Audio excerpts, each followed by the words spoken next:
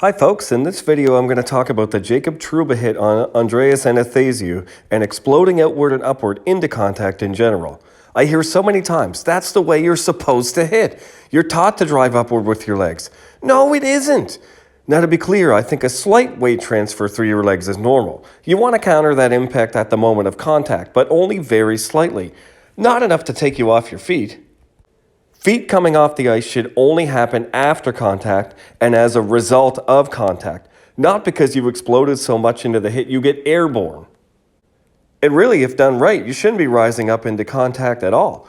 Why go toward the head when the goal is to hit the core? The only reasons to go up and out are because you're either not lined up properly and need to make a significant last-second adjustment, or you simply want to maximize the force of impact. Neither of those reasons is going to lead to a positive result.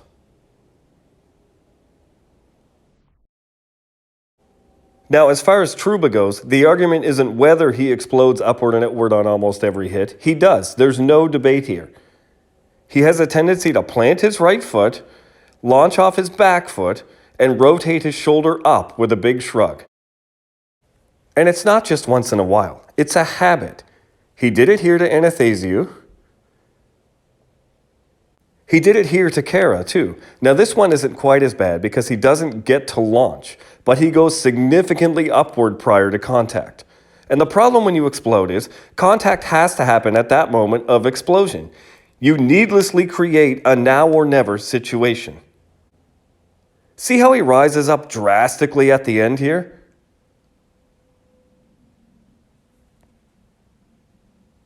To do this right, contact should happen here in this position. If Trouba holds this position, contact can happen at any point along his path of travel, and it wouldn't make a lick of difference. Once you start to go up, contact has to happen now. It has to happen right now. And in this case, it doesn't. And every millisecond it doesn't is another ½ inch of height gained by the hitter prior to contact. No head contact? Head contact. No head contact? Head contact. And he does exactly the same thing here. Front foot plant, back foot launch, rotate, shoulder shrug. This isn't a hit. This is a forearm clothesline. I mean, where is the body contact? None of Trouba's core makes impact, and none of the opponent's core is impacted.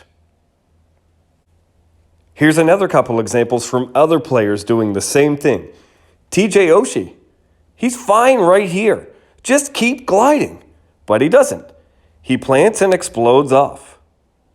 Here it is again. He's fine. He's fine. As soon as he plants and pushes, contact needs to happen right here. But it doesn't, and he just keeps going up. Head contact. Preventable head contact.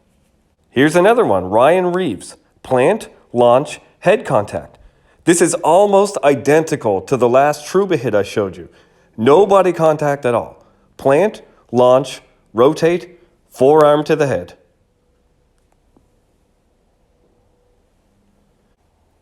And now this one from Trouba where he just misses a hit. He launches again, but this time there's no body to stop his takeoff, so he just keeps on going into the abyss. But that's what you're supposed to do, Josh. That's what you have to do if you don't want to get run over by the puck carrier. You can't just stay low and let them run into you or you'll get killed. Okay, explain these examples then. Here's Tom Wilson, known questionable hitter, but he's got a bunch of good ones too, like this one. No explosion, no upward motion, and definitely no launch.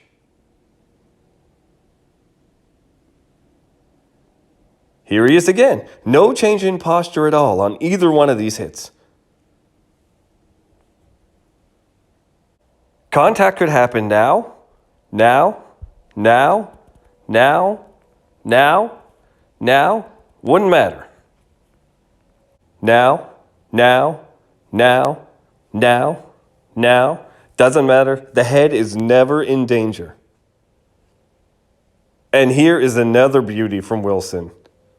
Now, now, now, Now, whenever. Contact can happen whenever. And are these hits hard enough? I think so. And Wilson is a large man, so don't tell me a taller player can't help but hit the head, by the way. Now here's a Charlie McAvoy hit on Wilson. McAvoy is much smaller, so does he have to raise himself up to protect against a much bigger Wilson? Nope. He stays low and drills the core. Yeah, he goes down, sure, but he got the job done, and he got it done safely. Let's do a couple here from Mo Sider. Contact could happen now, now, now, now. No explosion. Here's another one. Stays low through the whole process.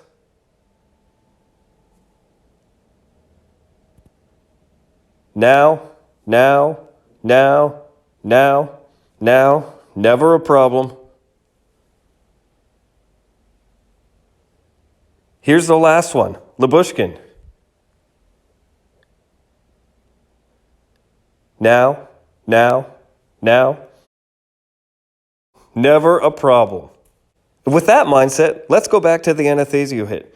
As soon as Trouba plants that front foot, contact has to happen then, or he'll just keep going up.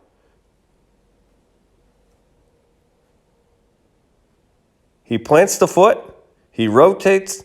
By pure luck, the contact happens only slightly after he needs it to. Any later, and it would have been catastrophic because he would have been too high. So is this one clean?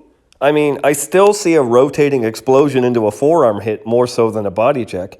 You can tell just how much more close this is to being like the two flying clotheslines we saw earlier than it is to the perfectly executed checks of, say, Sider and Lyubushkin. With explosion, yeah, it's punishing, but it's so hard to time that right. And some people use that as the reason to give the Troubas or the Braden McNabbs of the world the benefit of the doubt. But if you really do it right, timing doesn't matter.